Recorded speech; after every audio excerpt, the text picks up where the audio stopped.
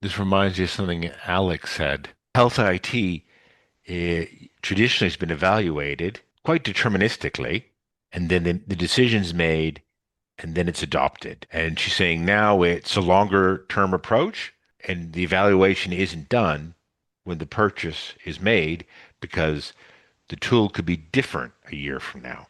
It's not static. They're not set up to evaluate products like that and solutions like that.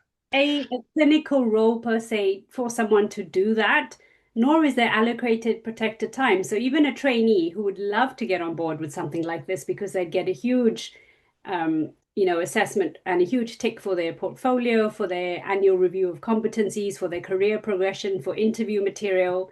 There's no time to do it, and there's no incentive for them to do it.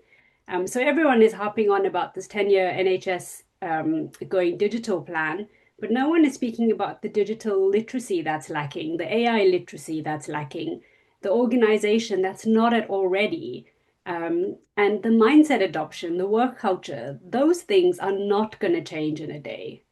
And change is messy. And I've also realized, I read a post recently on LinkedIn, the opening hook was brilliant. The bottleneck is at the top. It is the bottleneck. So it's right at the top, and which is why we need top-down, bottom-up approach to help us unpack the issues and to help dissect it and analyze it and revive what we can of the tool to make it better.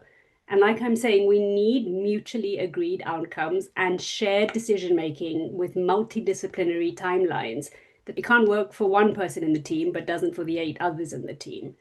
And everyone's voice needs to matter. And this is again, you're making it for the patients and for the clinicians. So how can you not involve them? Give us a seat at the table. And for people like myself in digital and AI roles that are the lead, we have protected time to have these conversations. That's what it's for. And the only way to do it is to speak to other people, engage with other like-minded individuals, network, and learn from each other and see what's going well in the hospital you're working at. Is it a first world hospital? Is it a developing hospital? And what can I take away from you? And if we join heads together, is there any opportunities for collaboration? That's the best answer. And actually, that question wasn't on the list.